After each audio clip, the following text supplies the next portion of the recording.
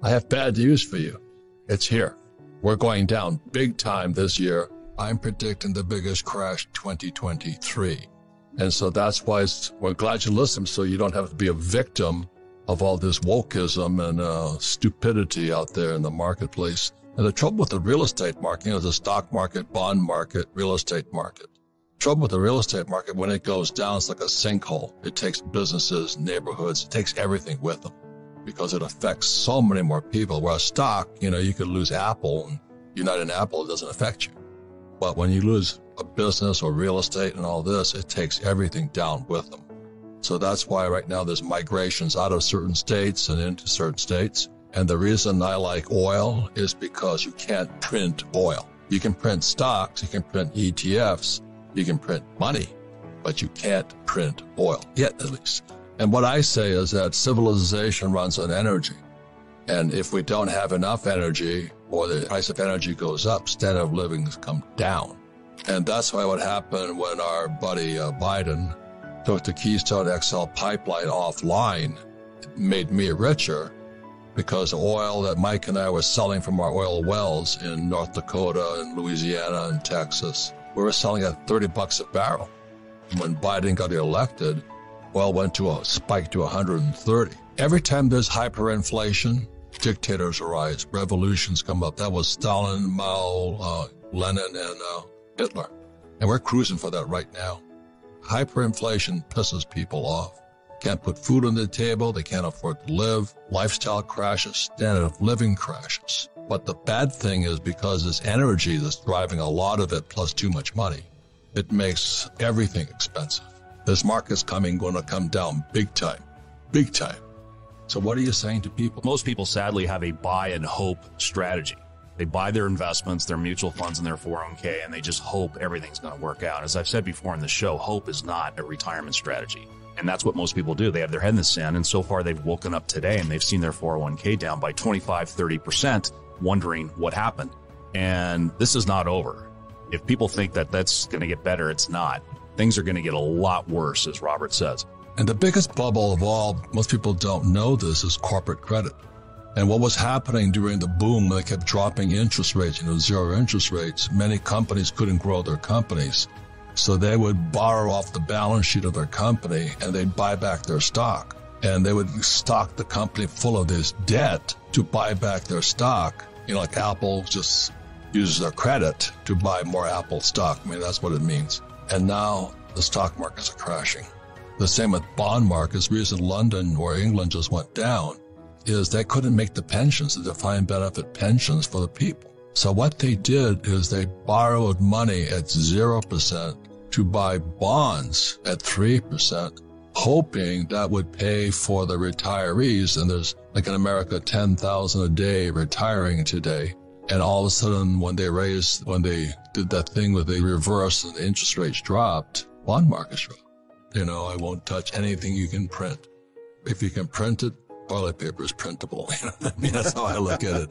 Well, as John said, a lot of people with 401ks, they're a buy and hold strategy. I think most people that are accredited and have made a lot of money in their career, one, they want to put that money to work where they can generate cash flow.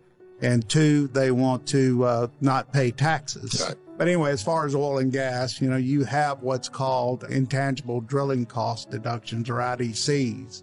And IDCs is pretty much, you can write off right at about 75% of that in a well. So an investor that's coming in who is in a top tax bracket, he's able to actually create a savings because the federal government is coming in and they're writing that off because they want people to find, regardless of what you read in the paper today, we still need oil and gas reserves, so those tax advantages are still there.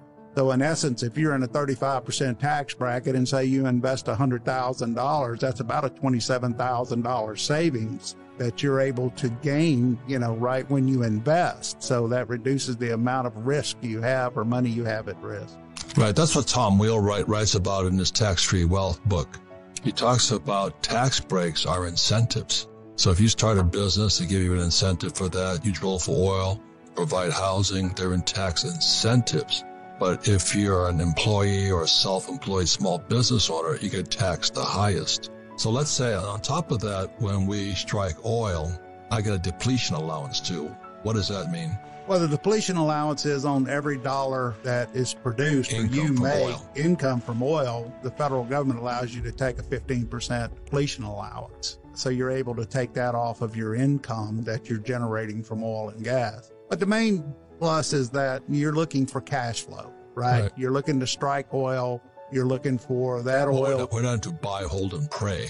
No. that's right. I mean, I'm not. I want my money back and pay no taxes. Right. Basically, you're drilling wells. The areas that we participate in are primarily the Bakken up in North Dakota, which it's an unconventional play, like we talked about a little bit earlier, the horizontal play. But there's been over 14,000 wells drilled there now. And what's happened is some of the things I've invested in, you're still paying me, right? Right. You're getting a check every month. Yeah. And that's why, John, you don't find me with a 401k, celebrating, because the cash is flowing the other way. It's flowing to Wall Street. And when I invest with Mike Maselli, it's flowing towards me, and the government gives me tax breaks. The point here is this: the reason we have the cash flow board game is for you to get out of that rat race and qualify to invest as an accredited investor on the fast track. But of course, most people can't do that because they don't have any financial education. But they don't have enough money anyway. I mean, 100%. Yeah. I mean, the average 401k is $70,000. I mean, and that's what people are expecting to retire on at age 65. I mean, it's absolutely scary. I'm predicting the biggest crash 2023, just like Mother England went down, because they're playing games with money and interest rates and all that other garbage. But what do you think a financial play say to, let's say, a 68-year-old, 70-year-old guy whose 401k is toast? I'll tell you exactly what they're saying. I just had a conversation with a couple of advisors the other day. They're saying stay in. It's buy, hold. It's not, and then they'll say it's not timing. We don't want to time the market. It's time in the market. Don't worry. Everything will resolve itself. Everything will come back as usual, as it always has in the past. Those are the standard bylines that you're hearing from the financial industry. Just stay the course. So if a person, I'm not against paper assets, it's just being an entrepreneur. I don't have to invest in them. I don't trust paper at all. Toilet paper's on it, I don't trust it.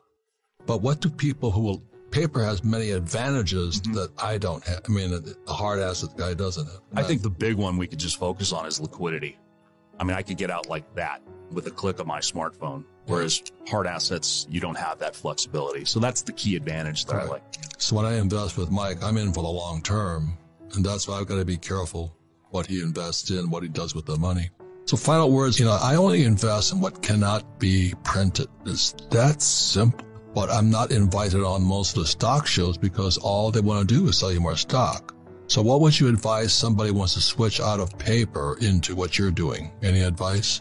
Well, just on the oil issue itself, I mean, I think, a lot of people don't really understand what oil is used for. Oil is in just about everything we touch. Right. Plastic, paper bag. Paper bags, and food. And, of course, we're going to see real food shortages, right? Fertilizer, we're going to see real food shortages here this year coming up. I think Europe is in a really bad place. But, a lot of our clients, they're in paper. I mean, they take a portion of their income and they put it into oil and gas or gold or silver or something, just to have that diversification. Just a normal investor, a lot of them, they obviously want that diversification into energy because I think everybody sees that, they can see through this stuff that this administration is trying to push. I mean, they go to the gas pump every day. Diesel is still selling for close to $5 a gallon. I mean, as far as that, gasoline is still, even though they can continue to say, that it's going down, I mean, they're depleting our national reserves. I mean, what is that? Well, why are they depleting our reserves? They could just drill more.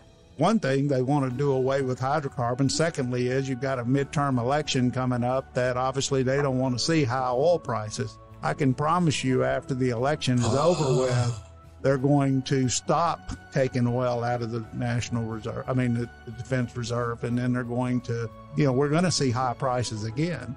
But that's the reason why. How many barrels of oil how many millions of barrels? I think they're releasing 1 million barrels a day just to keep the price down. So they get reelected? So they get reelected, and then they can go forward and push this Green New Deal even further than it is today.